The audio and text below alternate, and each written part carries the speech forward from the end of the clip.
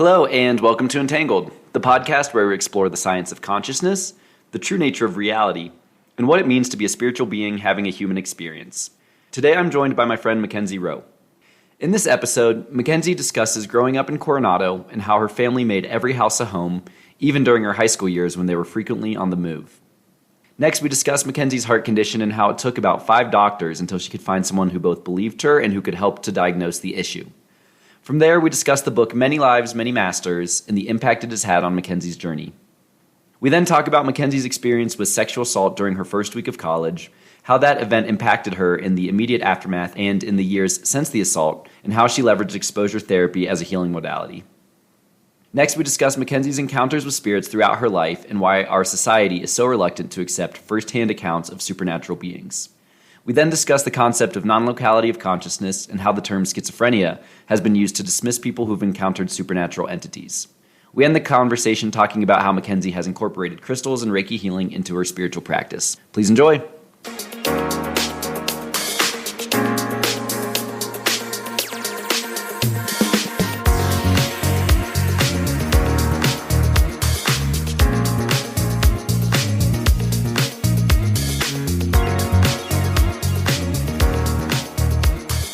Mackenzie, how are you? I am doing great. Thank you for asking. Awesome. Well, super excited to have you on the podcast tonight. Why don't we kick things off with you giving a little bit of background on yourself to the listeners, and we can take the conversation from there. Okay, sounds good. Well, my name is Mackenzie Rowe. I grew up on an island off San Diego called Coronado, California. I moved to Denver maybe 4 years ago, which is when I met Jordan. I am in tech sales, and I love my job. Everything has been going pretty well so far for me. Now, what was it like growing up in Coronado? It was a unique way of growing up because the island in total has 23,000 people, so it's pretty small, but over half of that is a Navy base. And so I didn't go to school on the island for very long, only for maybe 3 years tops, and then I went to school over the bridge. And so it was interesting because everywhere you go, you ride your bike to on the island, and I'm the third generation to have been born on Coronado for my family. So going to the grocery store, I'll see 3 people I went to kindergarten with. I'll see my grandfather and likely another sibling of mine. So it's a very small place to grow up, but you're a couple blocks away from the beach, and it's pretty amazing the entire time. And you don't really realize that until you move away. So I loved it, but I don't think I realized that when I was actually living there until now, looking back in retrospect. And you mentioned that you were a third generation Coronadan. Were you in the same house as your prior relatives? So yes. So the first house, the house that I was born into, my grandfather lived in. And then my parents remodeled the house, built one up. And then when they had my brothers, twins, the house was too small. So they bought the plot next door from another family member. So on that plot of land, 2 generations of my family had lived there prior to us. But then we tore down that house and they built up their dream home on that plot of land. And that's where I grew up for a few years of my childhood. And where were you those not few years? Yeah. So I am the daughter of 2 entrepreneurs. So life changes fast when that's kind of your lifestyle. And so we went back and forth between the first house that I was born into, the house that they built. And then in 2008, around the time of the recession, we did a lot of moving. I think we did probably 12 houses in a period of 3 months at one point. So it was just whatever house that was available for rent that could fit all of us. We'd rent for periods of time. Sometimes over the summer, since we rent out our house to people who come in from Arizona or Mexico or something like that, we'd stay in hotels or, whatever really was available. So that's when I wasn't in the house, it was kind of a bounce around situation. Yeah. What was that bounce around situation like? It was interesting. I was in 9th grade at the time. So it was kind of exciting, honestly, because my mom and dad were very good at making any place that we were at a home, because it was kind of our mentality was wherever the family is, that's where our home is. It's not necessarily the house that you were born in is your home for the rest of your life. No, it's wherever your siblings, your parents, everyone you love is, that's where your home is. And so my mom was really, really good at turning wherever we were into a home very quickly. And you got to spend a lot of good time with your siblings and everybody else. So it was interesting, but it was a little bit rocky at sometimes because, it's not like you have a regular place that you can always go back to. Sometimes it's a friend's house or, wherever you're staying at that time. But luckily, I was in high school. It's not like I was in college coming back home not knowing where I was going. So yeah, that's how it went. And has your perspective on that time period changed as you've gotten older? Yes, it has. Because at the time, when 2008 hit, nobody really knew what was going to happen with the Great Recession. It was just kind of like, oh, shit is hitting the fan hard. Let's see how this goes. And so we didn't really know how long it was going to be or like what the process was, if we were going to get to keep the house or what that kind of looked like. So I think during it was a little bit scary, but now looking back, you get a totally different perspective on like how your parents work to keep that literally the roof above your head, like how much effort they put into their jobs and whatever venture they're working on at the time. You just get a whole new perspective for it because you see things, at the bottom and then you see them at the very top, like absolutely killing it, And so I think it was good to get the perspective of things not going so well because things were lovely for my entire childhood. And I had a great childhood. Things just, it's like a roller coaster. There are really good times and then there are some worse times. And so looking back on it now, I'm happy we had the worst times because it really made me dedicate myself to like buying a house by the time I was 24 and getting a good job where I could like fully support myself and not really have to worry about anybody else. Whereas if I hadn't had that experience, maybe it wouldn't have been such a high priority for me. Would it be fair to say that you gained a lot of your drive and your work ethic from your parents? 100% yes. My parents are the hardest working people I have ever met. My dad is a serial entrepreneur, so he's always starting new ventures or finding companies to franchise and then just franchising them all over the country, and he's really, really good at it. My mom had her own gym. She's a personal trainer. She does her own thing, and she was also a rock star mom for all of us. And so the dedication that they put into what they decide to do 100% has had an effect on me and all my siblings because we really put that same drive towards everything we do now. And I don't think failure is an option for us. We'll figure it out. It doesn't matter how we get there, but we'll figure it out. That's amazing, and I can certainly attest to having seen what your work ethic looks like firsthand. And so you mentioned some of the different businesses your father started and franchises, and one of the ones that we actually got to go check out firsthand was float tanks. And so would love if you would just talk more about that, what that is and your father's business and that kind of thing. Yeah, absolutely. So I think it was back in 2014. My father found the business True Rest Franchising. And so he actually found out about it by one of his buddies who was a Navy SEAL. He was suffering from PTSD and a variety of other things, but that's the one that stuck out the most to me. And he would float in this sensory deprivation chamber, which for those of you who don't know, it's about 12 inches of salt water, or 12 inches of water with 1,000 pounds of Epsom salt dissolved into it, and it's heated to your body temperature. So when you're laying in it, you can't quite tell where your skin ends, where the water starts. And so the Epsom salts take effect on your body basically, and it helps you to recover a lot faster, to heal from whatever it is you're dealing with. And like a good example is if you sleep in the pod, like you could be asleep for 50 minutes, but to your body it'll feel like something like 3 hours. Numbers wise, that might not be exactly right, but like that's the concept.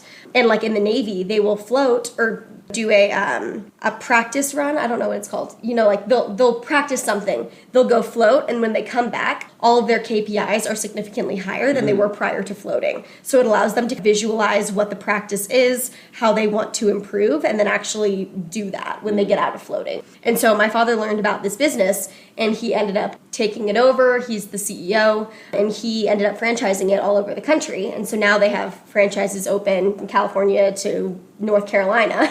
And my sister works for him too. And so, yeah, they've really dove right in. My mom owns her own spa in San Diego as well. So now it's a full family business. My brother even helps them from the real estate perspective. So it's definitely been an interesting path, but I'm so proud of everything that they've done for that business because they've been working on it now for like 7 years, something like that. Wow. Which is kind of crazy because I'm used to seeing him, starting new things and moving around. And this one, they've just been going at for a while now. And seeing their success pay off is amazing. Yeah. And do you like to float yourself? I do. So they don't have a True Rest open in Denver yet, which is such a bummer. But there are some other float spas like the one I took you to that, do the trick. So I go in there every once in a while and I get my float on, which is great because I myself have PTSD and anxiety and a few other things that, relate to my heart condition.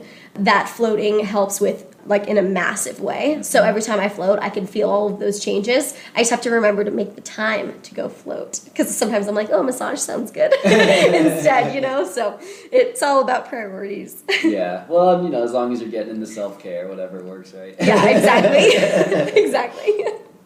So you mentioned your heart condition. Yeah. Could you explain a little bit more about what that is? Yes. So back in 2018, I moved to Denver in May. And I was working out like quite a bit at that point, like a lot of HIIT workouts. And I kept noticing like I would lose vision while I was working out. And I would mention it to some friends and they'd be like, oh, it's the altitude, your body will get used to it. And like having grown up on an island, so sea level, I was like, oh, that makes sense. Done. I'll keep working out just as hard and I'll be okay. Well, I ended up doing one workout where I pushed it a little bit too hard. And I would say like 12 minutes into this HIIT workout, I lost my vision and my hearing, and my mouth tasted like iron, like really badly tasted like iron. And my heart rate stayed above 200 for about 3 hours that day. And so I called my friend who's a nurse and I was like, you need to come pick me up. Like, I can't see. We need to go to the emergency room and figure out what's going on. And long story short, it took like 5 doctors for someone to finally, number one, take me seriously, because I kept being told that I was being dramatic, I was being, whatever the case may be. And finally that doctor he's my uncle, actually. He's the head of cardiothoracics at UCSD. And he said, give me the list of your symptoms. I sent him over. And he was like, oh, get tested for POTS. Like, I think that's what it is. POTS is postural orthostatic tachycardia syndrome. And so he told me to get tested for that. I went into my doctor. I said, please test me for POTS. And they said, no, none of your symptoms point to that. And I was like, okay, well, I'm paying for the test. Give it to me. So they strapped me onto this tilting table. They basically said it can take anywhere, up to 3 or 4 hours to see if you actually have POTS. And it's really just if you're showing the symptoms, we make an educated guess as to whether it is POTS or it is not. And 7 minutes in, once they had tilted me to whatever the degree angle was, I blacked out and I was like very nauseated, like very close to throwing up. I couldn't see. I was so dizzy. And then I woke back up because at some point I blacked out during that process. And when I woke back up, I just heard the doctor, who was performing the test on the phone with my cardiologist saying, without a doubt, this is what she has. And so sure enough, POTS is what I have, and something else that we haven't quite figured out yet. So I'm still in the process of figuring out what those symptoms are and what doesn't relate to POTS, because there aren't enough people that have POTS to know what goes with that condition versus what is this other thing and what's in the middle that maybe belongs to both. So that is where we're at in my health journey. Has that been a difficult journey for you? It hasn't been easy because it's not really something that a ton of people experience. I guess some people do, just none of my friends do. And so it's difficult having to go into the hospital and, get a stomach tube put in or like get a heart monitor strapped to yourself and have people like constantly asking you what everything is for. It's like, I don't really know what it's for because I don't know what my condition is. So it hasn't been the best, but I found ways to work around it. I now have like a very consistent workout schedule that I can do that works with my autonomic disorder. So it's not like I'm totally bedridden anymore, because I was for a little while, because the nausea is just overwhelming. And every time you stand up, you can't see for a few seconds. And I think until you can get used to that, it's hard to kind of adjust your life to work with it. Yeah, it's been fun. It's been a fun couple years. Well, it sounds like you're making progress and at least starting to hopefully figure out, what ways that you can appropriately work with the symptoms of the illness, even if you can't yet pinpoint exactly what's causing it. Exactly, yeah. There are definitely things that I can do, like diet-wise, workout-wise, floating-wise, like all of those things help mitigate all my symptoms. Mm-hmm. So as long as I can like stay focused on that and not do any of like the fun things like drinking and stuff like that maybe make my symptoms worse, I'll be okay. We've talked a lot about the book Many Lives, Many Masters and how important that's been for your journey. So we'd love if you could just talk about what that book's about, how you came across it, and how it's impacted your life. Yeah. So the author of Many Lives, Many Masters, his theory is that through past life regression therapy, you're able to heal your present self. That's the mantra, I guess you could say. And so his first book, it follows the story of a woman who in her current life, she has like a fear of confined spaces, a fear of water. She's always afraid of like things going on behind her, things like that. And she starts doing this past life regression therapy with David Weiss.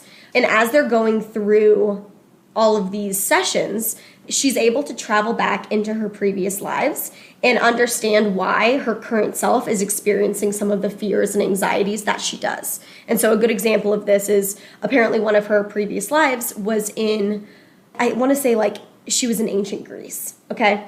And she got a very bad illness. And so she was set into this like cave type area with everyone else who had the same illness. And they were basically put in there to pass away. And that's why they're put there. They closed it up with like a very big rock is the way that she described it. Almost like a very archaic, like quarantine in a sense? Exactly, yes. Yeah, so kind of like that. But you were put in there once it was determined that you were dying. Uh-huh. So it's not really like, oh, maybe they'd come out. It's no, you're put in there and then you basically die. Mm-hmm. And she said that she remembers sitting there and then she remembers rising above herself. And she saw herself and it wasn't her present form. It was a different form, like a woman with different color hair, different color skin. But that was just her body in this previous life. And she saw herself rise out of it. And after this session where she was able to explain this story to David, she woke up from the hypnosis state that she was in, and she no longer had a fear of confined spaces.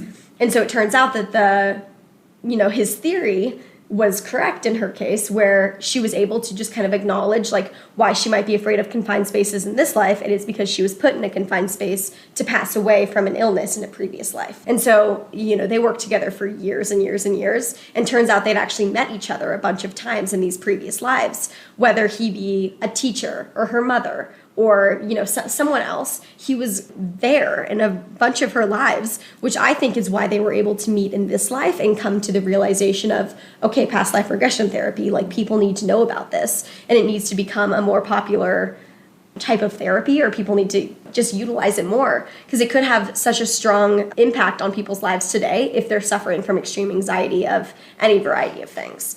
And so that's the concept of many lives, many masters. And so why did that book resonate with you?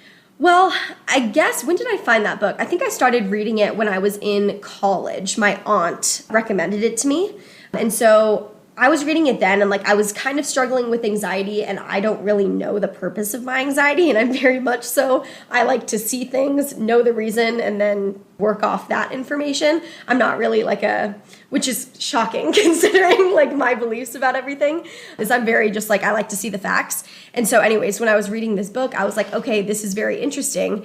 I have a lot of anxieties about, these variety of things. I wonder what my past lives held, or what happened in my previous lives that could lead me to having those fears and anxieties today.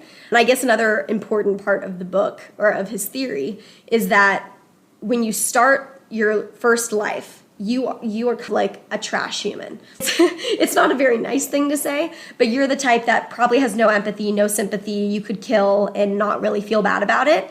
And it's because you're working from such a, high level. You're working with your masters, which if you're more of a traditional religious person, that might be like your God, right? So you're working with your God or your masters to learn the lesson that your current life is designed to learn.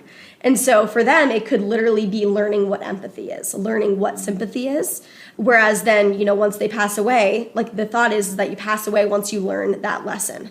And so you can then move on to your next life. And then whatever that soul's mission is, the lesson that you need to learn in that lifetime, your master will help you work through whatever that lesson may be. And then once you've learned that lesson, you can pass away and move on to your next life. And I thought that there was a lot of peace in that, because each person, you don't really know what your lesson is to learn in life, right? We don't know. We can ponder it as much as we want, but I believe that everyone has a set of lessons, a set of things that they have to do, quote unquote have to do, because willpower exists. But these things will happen to you regardless of how you get there.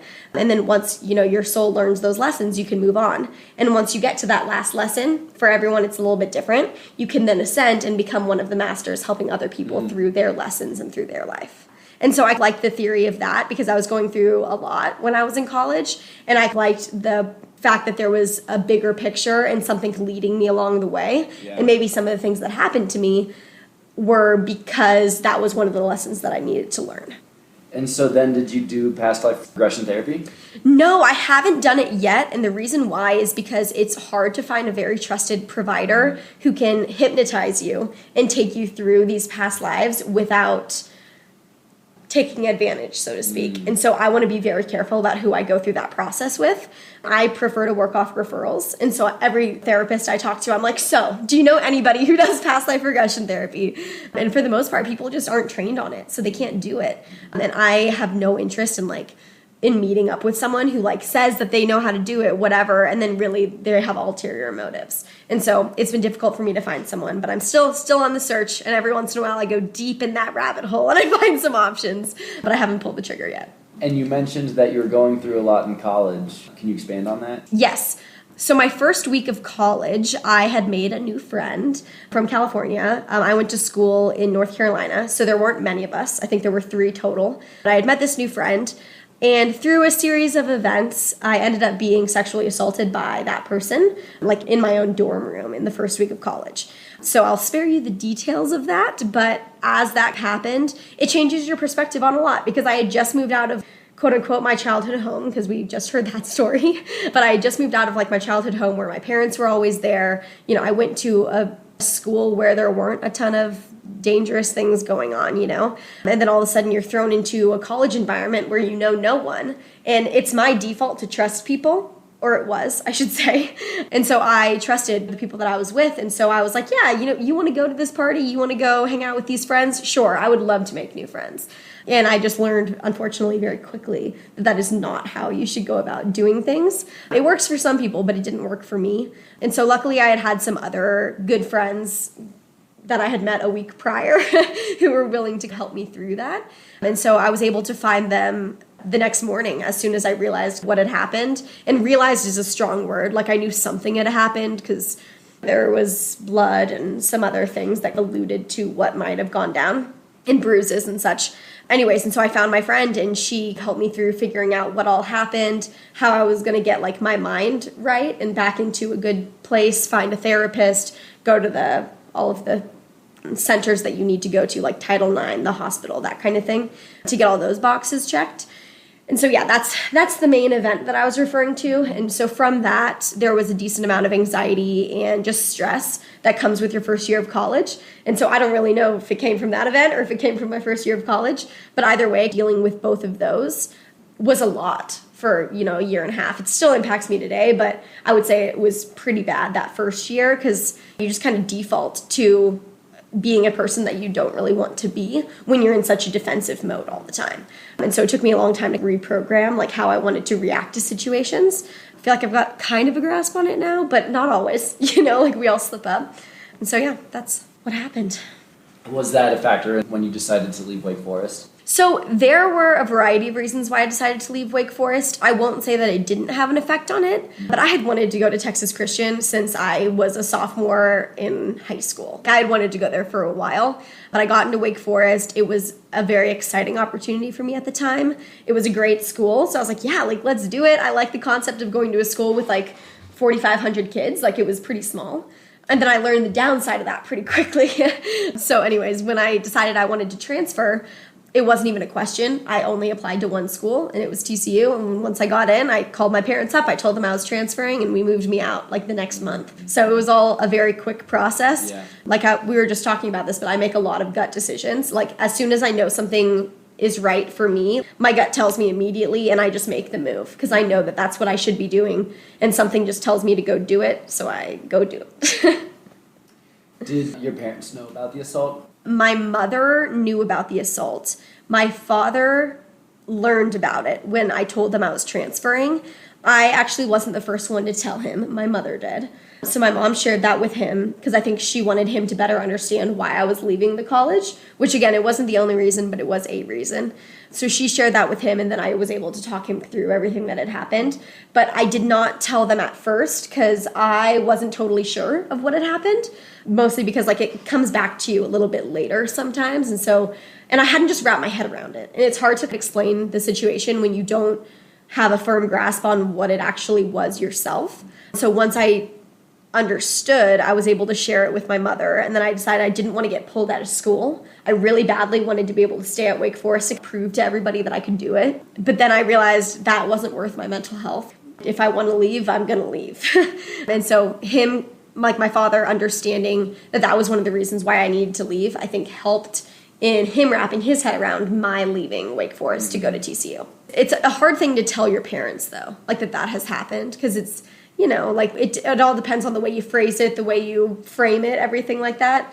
And at the time, like, the Me Too movement, I think, just started that year. So it wasn't like a huge thing that was talked about. The Rolling Stones article had just come out, and then there was all the controversy because most of it ended up being fake, I think. What was that one? The Rolling Stones one, there was an article written about a woman who was sexually assaulted at University of Virginia at a frat house. Mm-hmm. And turns out, like, I don't obviously know the truth of what happened, but it sounds like there was maybe some details that were fuzzy. And I don't know if that was on her part or the reporter's part or what happened, but either way, the story had a big impact on people right when it was released, and then very slowly things started to, like, be recanted, I guess you could say. And so it didn't have the same effect on people 6 months later, which I think is around the time that this all happened to me. And so it was a little bit like, oh, well, she lied, so it wasn't real. It's like, okay, well, are people going to think that about me? And, like, I'm rushing a sorority in 6 months. And, like, I realize how superficial that sounds, but when you're a freshman in college, it's like, okay, well, Greek life is huge here. I want to make sure that I get in, and I'm not seen as the girl who had sex with someone on accident and then decided to call sexual assault. Like, I didn't want to be that person. And obviously that's not what I was doing. Still isn't. But the way that it's perceived by people at that time especially is drastically different than the way that it is now. Yeah. Where I like to think that women are given more of the benefit of the doubt at this point, which has its own pros and cons. But at my time, it was like a big red flag on you if you were the one to call sexual assault on someone. And it's just so insane how, like, culturally it's so pervasive, the whole victim blaming, where people's default response can be like, oh, is she lying? Or it's like, oh, she was drunk. Like, oh, what was she wearing? Yeah. Like, those things, like, although they seem so cliche, it's like, those are the first questions I get asked when people ask me about my assault. Is like, oh, well, were you at a party? Okay, well, yeah, I was at a party for a part of it, but then afterwards I was super not at a party. I was in my own dorm room. That should be your safe space, and it wasn't. And then also, then it's, if you, like you said, you're a freshman in college, like, you care about being liked and being in the sorority, and so then if you decide not to report it then, but later do so, then people are like, well, why didn't you report it back then, right? And now they think you're lying because of that. It's just, it's such a disappointing approach that we take to sexual assault in general. Yeah, it's a huge lose-lose situation is what I'd call it. Because I would say by the time I was a junior in college, so I had transferred already, that's when I decided that I might want to pursue something. And so I started looking into what Wake Forest had documented and that kind of thing, because I didn't report it when I was at Wake. Someone else actually reported it on my behalf because they lived in the same dorm as him, and they heard him bragging about having gotten away with it. And so and unfortunately my name was used by him when he was bragging about it, and so it was reported to Title IX, and I then was reached out to and was told, you should come in and tell us what happened, like, somebody anonymously reported it, but, like, we'd really like to hear your side of the story. And so by the time I went in, I had a conversation with them about it, but I still didn't want to pursue anything, and by the time I left and came back and asked what proof they had, that kind of thing, I was told that it was never reported, the case didn't exist. I even went back into my email to see if I could find the email that said, please come in, this person anonymously reported. I lost access to my email that day, and I couldn't find anything. The university did a very good job in covering everything up. Wow. Yeah. So that was tough. It wasn't Wake Forest, but didn't another school recently get caught doing that, or there's a big investigation of them covering stuff up? I wouldn't be surprised, but the one that I most recently heard about was Wake Forest readmitting someone who was expelled for sexual assault. And then they readmitted him a few years later to finish his degree. And so there were huge protests on campus, and I'm sure elsewhere, but I saw the ones that were on campus. Mm-hmm. And that's when I think I told my story of what had happened on Instagram stories or something like that, because the amount of times that this happens to people and people just don't know about it. I would have never known that they would go to such lengths to make sure that I didn't get anything that I needed if I wanted to pursue charges or anything of that manner. I'm pretty sure the statute of limitations is up at this point anyways, which is a whole separate issue. But even if I wanted to pursue it, when I was within the statute of limitations, I had no evidence because the school would not pass anything over to me. And I don't know when I lost access to my email, but I remember I tried to go into my email at one point, and then after I tried to like dig some information up, and then I had lost it. So I don't know at what point in that period of time I lost access, but it seemed a little bit pointed when you're trying to find something that's like important to making your case. Because I had pictures of, a butterfly bruise that was on my neck and a couple other bruises and stuff like that. But that's really all I had evidence-wise, like on my phone, because I dropped my phone in the punch that day and was told that I wouldn't need, or that night, and was told I wouldn't need it. So my phone was left at the frat house that night. And I think that was also intentional on someone's part. So when I woke up, I didn't have a phone, I didn't have phone numbers, I didn't have anything, and I didn't have any way to document any evidence, aside from going to the health center, which I did, but all that didn't exist anymore by the time I went back to ask for it. Yeah, it's kind of crazy, like looking back on it, because this all was when I was a junior, which was 2017, so like 5 years ago. It seems like a lifetime ago, but just shocking that that's the way that it was all handled. And thank you for being so open and honest about this. I know it's a really tough subject to talk about, so it's really beautiful that you shared your story. Yeah, of course. I'm happy to. I did a lot of exposure therapy, so I can tell the whole story now without it impacting me too drastically, which is nice. Because, yeah, in the beginning, I probably wouldn't have been able to. And that was my goal anyways, because I mean, you know me. I'm an open book. Basically, if anyone asks me any questions, I'm happy to address them. But on this topic, I couldn't for a very long time, and that was really frustrating for me because I like to be in control of, my emotions, my stories, my everything, and I wasn't able to. So I'm very proud that I now can. And what is exposure therapy? So exposure therapy is basically, in my terms, I guess you could say, because I'm not a therapist, is they had me walk through my story the first time. I came in to see my therapist, Desiree, and I walked her through everything that had happened. She would ask some probing questions about the way that things looked, the way that things smelled, the way that I perceived things, basically. And in between sessions, I was supposed to listen to that story. I believe it was once to twice a day. So I was supposed to just overwhelm myself with this story. And then the next week I would tell the story again. And it pulls more details out of your conscious or subconscious, or I don't know how it works. But every time I told the story, more details came out. And some of it, I think, came from her asking the questions. Some of it came from my just being able to put myself in the situation. Because as you're telling it, you're supposed to put yourself there. So it's I was walking from the car to my dorm room, and he was there, and I couldn't use the keys, so he was using the keys for me. You really have to put yourself in it and use present tense.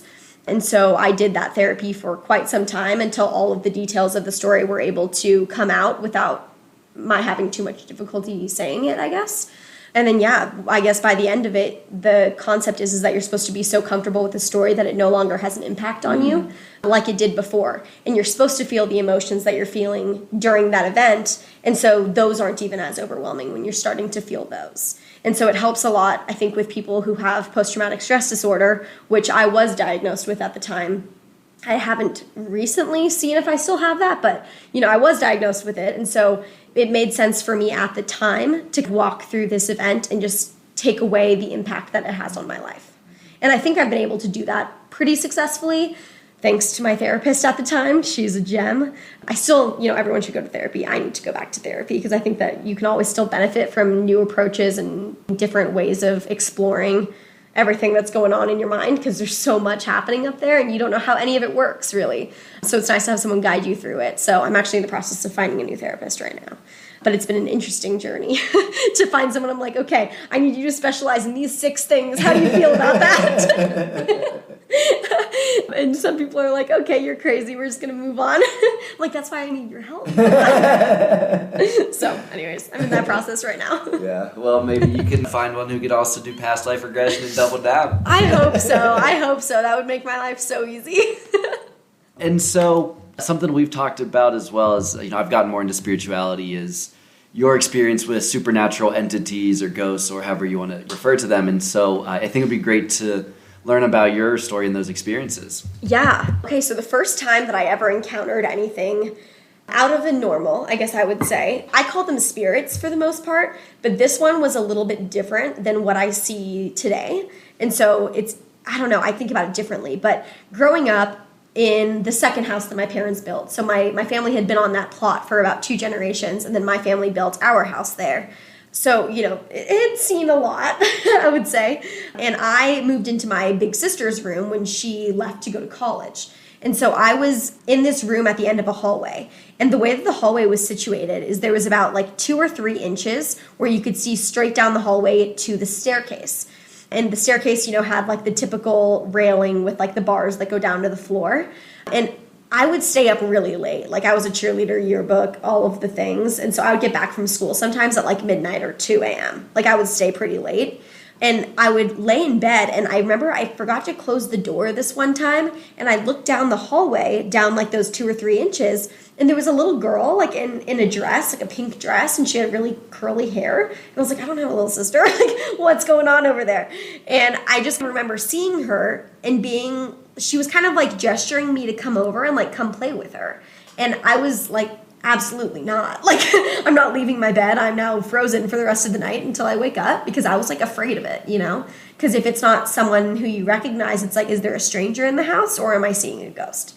And so I went down the next day, and I remember talking to my mom, and I was like, Mom, okay, I know how this is going to sound, but like listen to what happened last night. And I told her the story that I just explained.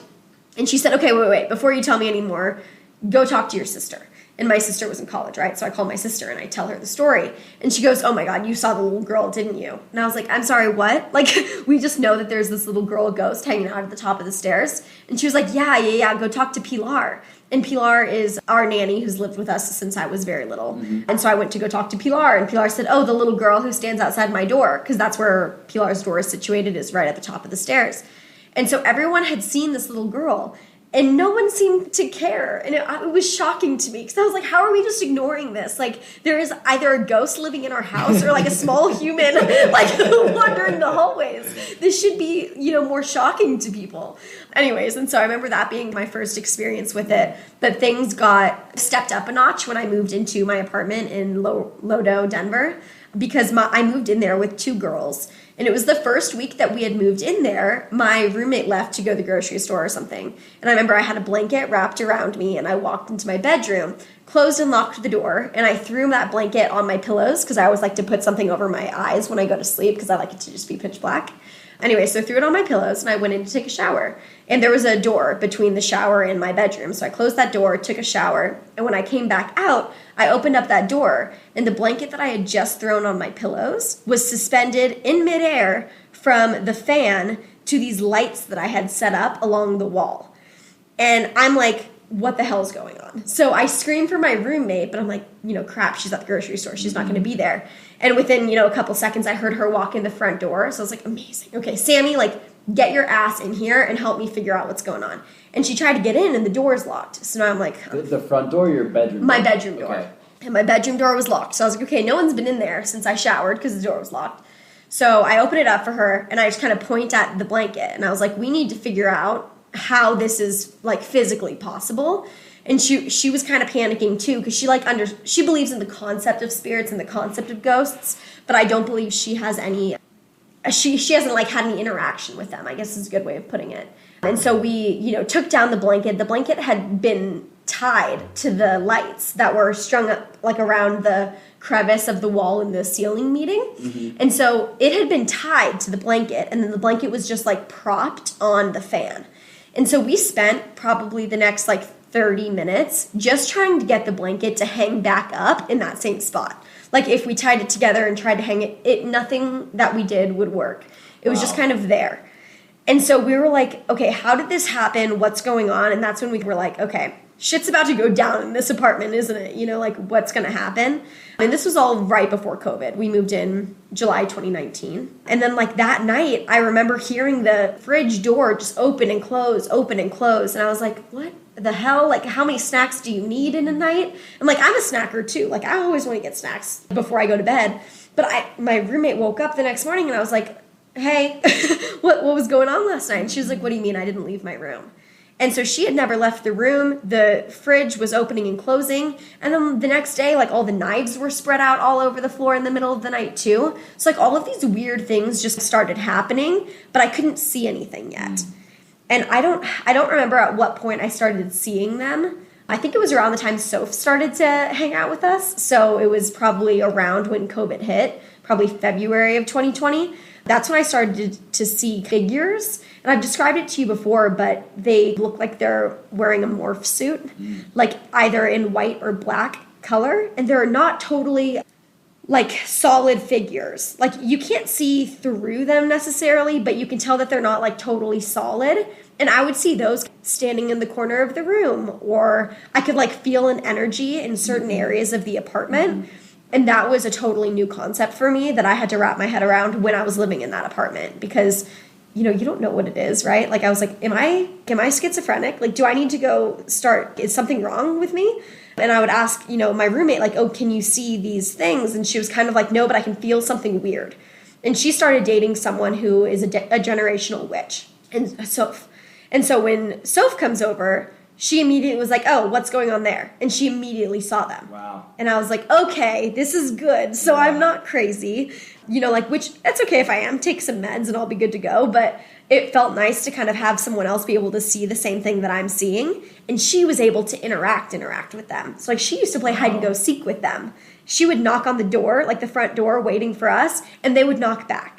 No way. Yeah. And you could all hear it, the knockback? I wasn't there. Oh, she was the one who was telling me about this because she thought that I was in there messing with her. No way. And then me and my other roommate walk up behind her and we're like, hey, what's going on? And she was like, you're not inside?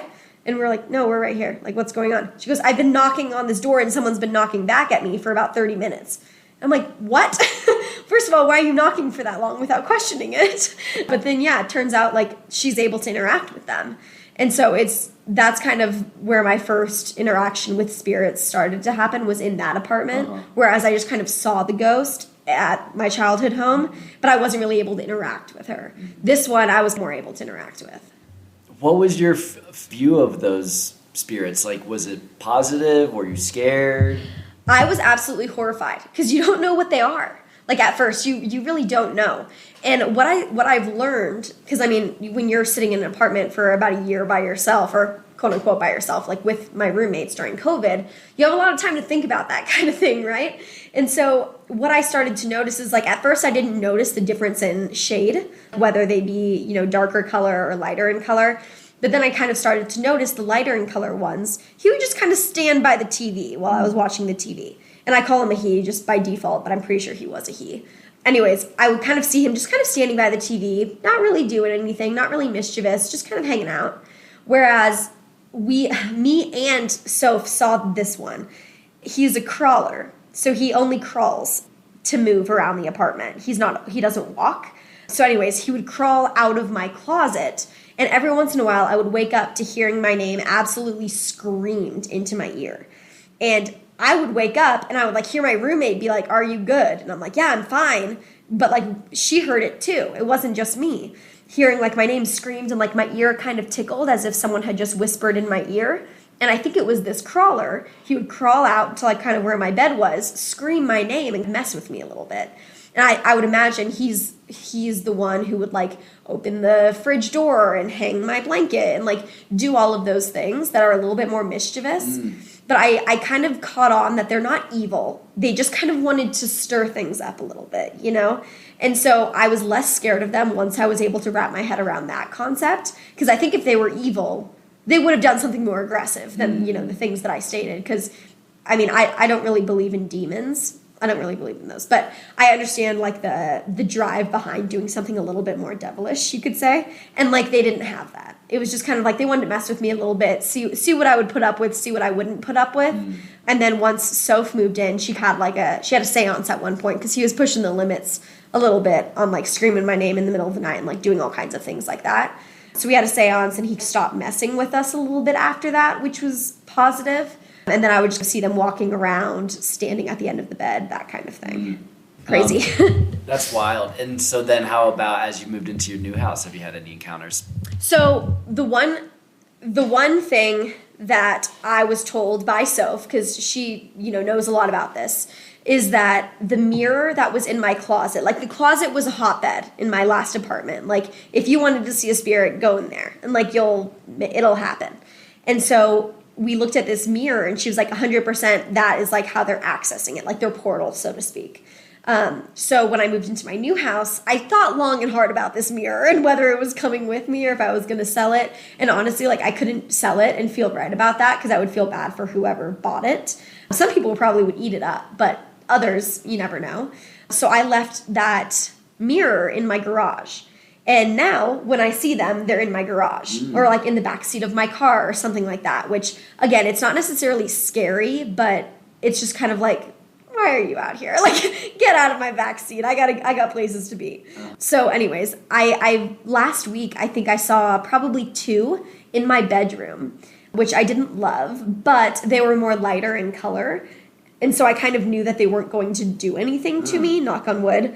They were just there to hang out, see what was going on, that kind of thing. But it wasn't like such a friendly energy, which like that's what I'm used to. It was kind of like they're testing the limits again, maybe. So I'm a little bit nervous about what that's going to look like in the coming couple of weeks and months. And I think I told you I had an intruder alert last week where my security alarm went off because they sensed motion in the dining room, which I love having my security system, but I'm kind of like, is that who they caught? Because, you know, I did a lap around the front, or not the front, the top floor and the bottom floor, and there was nobody there. Like, there's nobody in my house. So is that maybe the motion that they sensed? Like, are the ghosts hanging out up there maybe? Like, I don't know really what happened. Maybe it was just a false alarm and that's that.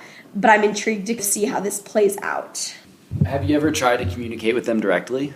So I was told to do that by, I think it was like a psychic that I saw when I went to Salem, Massachusetts once. He was like, if you need to, you know, like draw a boundary with them, you need to talk to them as if they are, you know, just like literally an intruder in your home. Tell them like they are not welcome here anymore. They need to leave and you're not going to put up with it anymore. So I did try that a few times because I just wanted to set a hard boundary that like you are not to come near me.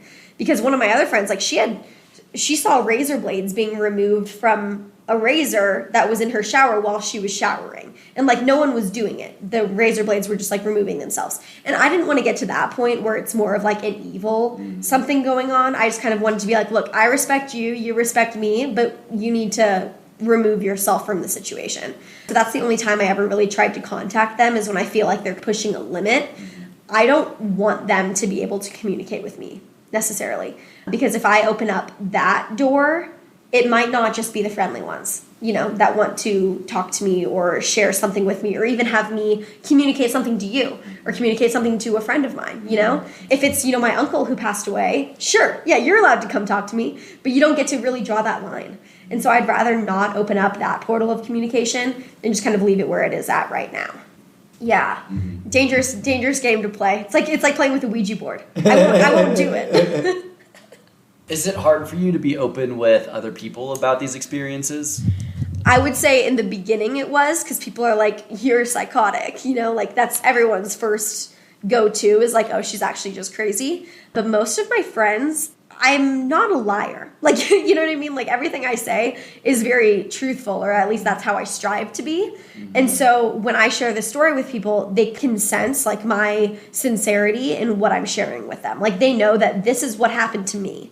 If they were in the same situation, it probably wouldn't have happened to them. And I don't know if it's because I'm more open to it or whatever the case may be. But I would say most of the people that I choose to surround myself with now are not the type that would judge me for it or consider me to be psychotic or like schizophrenic or, you know, whatever the case may be. One and of so the I get lucky. reasons why we're friends. Yes, exactly. Yeah. So I got lucky in that regard because, I mean, there are some people who I talk to where I can see they just turn off as soon as I start talking about it. And I'm like, peace. We don't need to be friends then. Or not be friends, but like, we don't need to have this conversation. We can focus on our other common traits and interests and do that instead. So, yeah.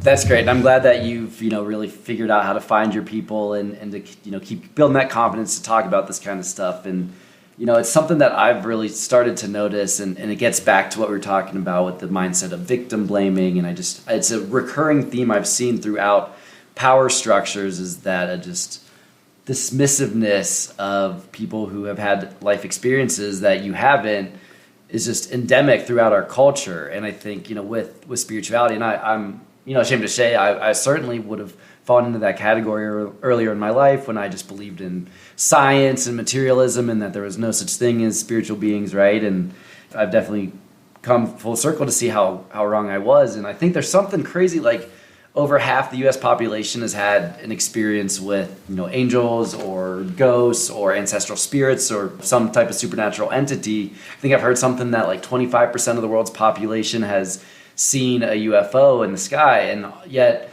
everyone is made to feel like they're the only one who are having these experiences. And if you are willing to say something about it, people just dismiss you as a crazy person.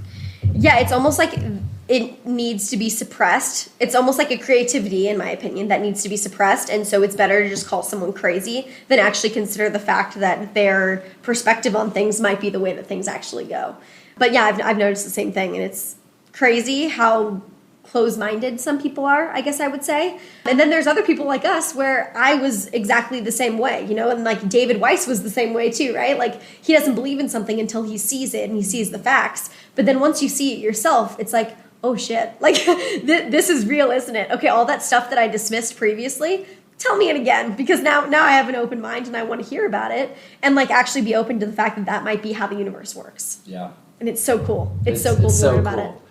But the whole paradox of it, because I've had that same exact experience, but the paradox of it is that as you start to have these experiences firsthand, the people who don't believe in you sound crazier to them, right? Even though you're like, no, I've actually had way more proof because I'm living it. And so, I don't know, it's just interesting. And you mentioned the word schizophrenia before, and like I hate how that term can be used. And are you familiar with the concept of non-locality of consciousness? I'm not.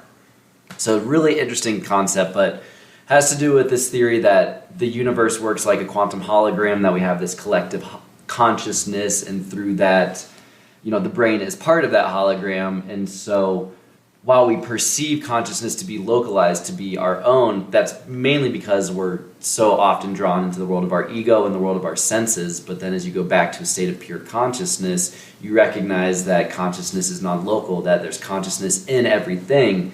But again, the more you're able to access this plane and recognize that there's other folks who have access to your consciousness as you have access to other aspects of consciousness, again, it just makes you sound schizophrenic. Yeah. And I don't, there's nothing against the people who, do have schizophrenia, like that's valid too. But yeah, it's all so interesting to me. I can get so caught up in my own thoughts. Like once you start going down this rabbit hole, it's crazy. Did you ever see Last Night in Soho? Okay, Last Night in Soho. It's a newer movie. It's with the gal from Queen's Gambit. Oh, yeah, okay. Yeah, so she's just, a killer actress. Yeah. Amazing. And, I'm not going to ruin anything, but while you're watching that movie, she sees some figures throughout it. And that's exactly what the ghosts look like to me. Like, it's exactly that. It's not fun to find out that the girl, does have some mental illnesses. I've been checked on all those fronts and that's not it, but we do see them exactly the same way, which is very interesting to me because as soon as I was watching this movie, I was watching it with a friend of mine who's familiar with, what I see and the way that I see the world. And I was like, that's them. Like, that's exactly what it looks like. And, they just kind of looked at me like, what? And I was like, if you ever wondered, like, what I see spirits to look like, that's it. And it's kind of like a human, but the colors are just all very dull and the same, and like big black spots like over like where their eyes are. So it's not necessarily like a full human, but it's something in between. Like it's something in between where you can't quite figure out their identity. I wish I could figure out their identity though, because like my uncle passed away in 92. And I never met him because I was born in 95. He actually never even met my sister because he passed away in February. My sister was born the same year in June. And so, he was all excited for my mom to have my sister and everything. And then he unfortunately didn't make it to her birth. But I would love to interact with him because every once in a while, that guy who used to stand next to my TV, I was like, his name is Buddy. I used to wonder if it was Buddy. I was like, does he just want to watch TV with me? Because if that's the case, by all means, sit down next to me and let's have a time. Because, I've always wanted to meet you. My mom said that, I would get along with him super well. My dad said the same thing. And so, yeah, it's just, it's all interesting to think about, like, bigger picture-wise. Yeah. And so I know that crystals have been something that you're interested in. And how did you discover them? How have you found ways to incorporate them into your spiritual practice? Yeah. So when I first moved to Denver, I had left Texas Christian, graduated in May, moved here later in May. Like I had no turnaround time at all before I started my new job. And I had gone through a breakup of sorts, you could say, around that time as well. So emotionally, I was all over the place. Like I was not well. And so I went into, I guess you could call it a metaphysical store. It's not the one that I love now, but I went into a different metaphysical store. And instantly the shop owner came up to me and she said, "Is it okay, like, if I touch you?" I was like, "Okay, like, what are you trying to do? You know, like, let me understand it first." And she said, "I can just feel your energy and it feels like you're going through a lot. So I'd like to just do some energy work with you."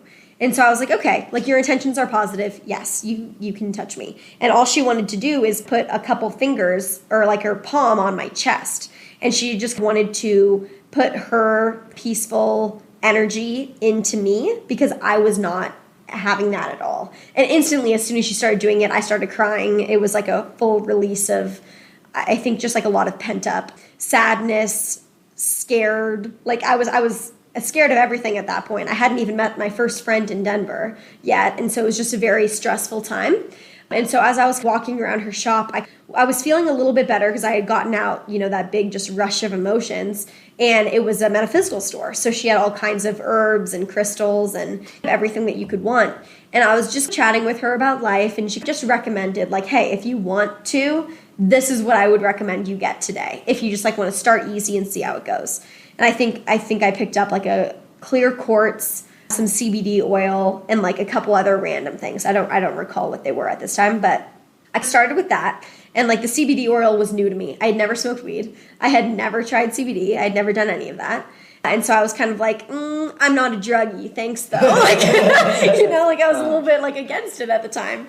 And so anyways, I started doing that and I really liked the CBD. It allowed me to just kind of like relax a little bit. And then the crystals, what's interesting to me about crystals is like, as soon as she pointed me to where, you know, the crystals were that she would quote unquote recommend for me, once you pick them up, like, and you have them in your hands, it's almost like a tingly feeling if you pick the right one, in my opinion. Like, I'm always looking at the basket, and I'm very, like, I want to find the prettiest one, the one that shines the most, the one that whatever.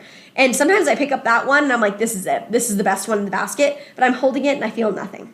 And then maybe I see a little one who's a little rusty, and, you know, he's kind of in the bottom, and maybe people have picked him over a bit. And I pick that one up, and my whole hand kind of starts to tingle, and, like, something feels different for me. And so I pick that one up, and I'm like, okay, that's the one. And, like, I'll just go and I'll do that. I'll pick up 2 at a time, and I'll, you know, A or B. A, okay, great, pick up a new B. A or B, okay, B. All right, try a new one, you know, and until you find the one that you like. And the concept behind it is interesting to me because I do believe that everything in the universe basically has energy, right? And I feel like it's one of the laws is that like energy can neither be created nor destroyed. And so I believe that crystals are formed via this energy in some way. You know, I'm not a physicist. I don't know how things work, but you know, each crystal holds its own energy, its own vibrations and things like that. And so when you're holding it and it's having that effect on you, in my opinion, that's what you need at the time. And so now I have dozens of crystals at my house and, you know, yeah, I like the way they look. Sue me. But I have them all over my house. And so now when I know that I kind of need a little bit of something, I'll go and I'll just pick up a few and I'll figure out which one kind of feels the best to me. And then maybe I'll go and do like a Reiki healing session on YouTube. Like I love Reiki healing sessions. I do them every single night as I fall asleep. I have for probably the last 600-ish nights. And you just do like, it's like a meditation almost, or how does that work? Yeah, I just put my TV on, put on a sleep timer, and there is a YouTube creator and Patreon creator called Loon Innate. Okay. And she is a Reiki master, and so she has, you know, tons of videos that she's posted over. I've known about her for like 3 years maybe. So she posts a new video like every couple days. On Patreon, she posts longer form videos, so maybe like 3 hours long. And it's all energy work by proxy. And so the concept is that as long as the right intention is set, the energy work can be done through a channel like your TV.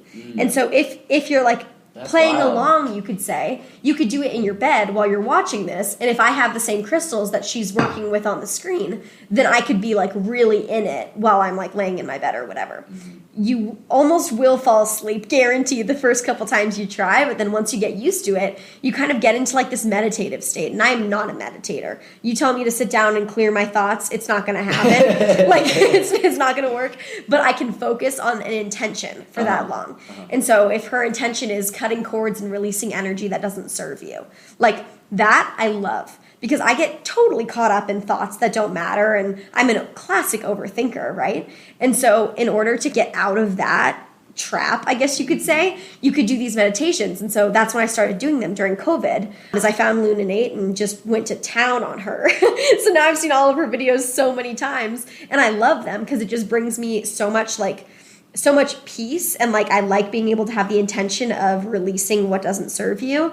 And it's also ASMR. So if you're an ASMR person, it totally hits all of those like tingly spots in the back of your head, which I've always been so susceptible to. Like since I was in high school and my AP environmental science teacher used to talk to me, it would make my whole head kind of like almost like a squid, like a massage in the back of your head, and it would just make you tingle in the nicest way. Weed also does that sometimes. Like it's a very particular feeling, and Lunanate gives that to me. And so I love doing it because I get to meditate, I get to set the intention that I want to set, and then I also get that really cool feeling on the back of my head that I like actively seek out because I love it.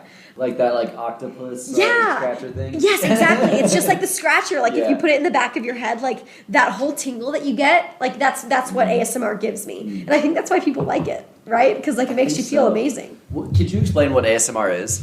Okay, so I don't actually know what it stands for, so I am not the person to ask, but ASMR, it's like when someone is kind of like on a microphone. May I do it here? Yeah. It's like I have nails, so I probably could. It's kind of like when you talk like this and you start kind of hitting it like that, and it like makes your head tickle. Like I hope that worked, or else I just seem like a psychopath. But like they always kind of have a microphone like this, and they like tap it or like rub their fingers like this, or like they have a spray that maybe like you like the sound of the spray or whatever right by the microphone. And the way that it impacts like your brain, I guess, is it just makes you feel tingly and relaxed. And so people like it. Like if you go on TikTok now on any of the live streams, all of them are going to be ASMR. And it's like people with slime over a microphone, or like with a makeup brush just touching it and like whispering and like rubbing their fingers or whatever. So like it's kind of a weird thing to do, but the end result is that it just makes the listener feel very relaxed and like at peace. And so that's why I like it. Well, I am 100% going to have to try that tonight. You should. You should. Go to Lunanate. She's amazing. I love her. It's a full moon tonight, by the way, also, so. Charge your crystals. if you want them to work appropriately, they need the right energy and the right vibrations. So charge your crystals under the full moon. You should be doing that every full moon. There you go. The more you know. Well, Mackenzie, this has been so much fun. Thank you again for coming and doing the interview tonight. Yeah, absolutely. Thank you for having me. That was a lot of fun. I like it. Yeah, awesome. Me too. I'm glad you had fun, and we'll have to do it again sometime soon. Deal. Awesome.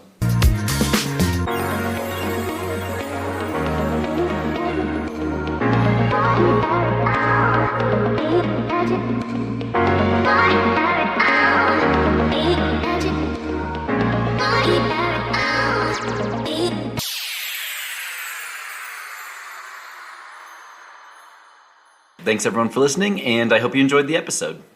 I wanted to thank Mackenzie again for being so brave and talking about her traumatic assault, especially since we live in a society that prefers to sweep these events under the rug rather than addressing them directly. It's my firm conviction that only by shining a light on the dark can we recognize the light. I hope Mackenzie's story helps other survivors of sexual assault and rape know that they are not alone and that we believe them. On that point, I wanted to dive further into how we've perpetuated a culture that allows rape and sexual assault. A society where violence is seen as sexy and sexuality is seen as violent. A culture where both men and women assume that sexual violence is a fact of life, inevitable. And for the women, men, girls, and boys who come forward to accuse their attackers, too often the knee-jerk reaction is to accuse them of lying for attention or falsely trying to get their attackers in trouble. In fact, research suggests that false reporting only occurs 2 to 8% of the time. However, the perpetuation of victim blaming in our rape culture can often cause survivors of assault to not report the attack. Not to mention the fact that these assaults are highly traumatic events that the survivors, of course, never wanted in the first place. How could you not empathize when they prefer to deal with the trauma and move on with their lives instead of being dragged through a lengthy, public legal battle?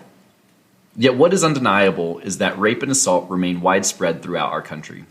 It is estimated that 1 in 3 girls and 1 in 6 boys will be sexually assaulted by the age of 18. Of sexual assault victims, the Justice Department estimates that only 23% are reported. So again, to summarize, 77% of actual rapes and assault go unreported, and of the 23% that do get reported, only 2 to 8% are false accusations. Yet we still live in a society that blames and dismisses the victims. And unfortunately, perpetrators of sexual assault have found another effective tactic to silence victims: defamation lawsuits. Equality Now has witnessed a global rise in defamation lawsuits used to retaliate against and silence women who speak out about their abuse. It is a tactic meant to intimidate, discredit, and silence victims and future victims of sexual violence. If I was some kind of conspiracy theorist, I'd think we have a criminal justice system that protects powerful, wealthy men over the rest of the population, including survivors of rape and sexual assault. So what can we do to change this? I hope that men in particular take heed of this advice from Marshall University and the Center for Relationship Abuse Awareness. Because our prevalent rape culture is a legacy of the patriarchy that has dominated human society for far too long. The recommendations include: number 1, if someone tells you that they have been raped, believe them and be supportive. Number 2, avoid using language that objectifies or degrades women. Number 3, speak out if you hear someone else making an offensive joke or trivializing rape. Number 4, think critically about the media's message about women, men, relationships, and violence. Number 5, be respectful of others' physical space even in casual situations. Number 6, let survivors know that it is not their fault. Number 7, hold accusers accountable for their actions. Do not let them make excuses like blaming the victim, alcohol, or drugs for their behavior. Number 8, always communicate with sexual partners and do not assume consent. Number 9, define your own manhood or womanhood. Do not let stereotypes shape your actions. And number 10, be an active bystander. I'm optimistic that as our society confronts these issues, platforms like Me Too continue to gain momentum, and survivors of assault come forward, we're laying the groundwork for a world in which rape is unacceptable. That will start to hold the attackers in institutions that explicitly or implicitly defend them, like Wake Forest University, accountable for their actions. And that will embrace a culture that respects individual sovereignty over one's own body, understands consent, and accepts that no means no.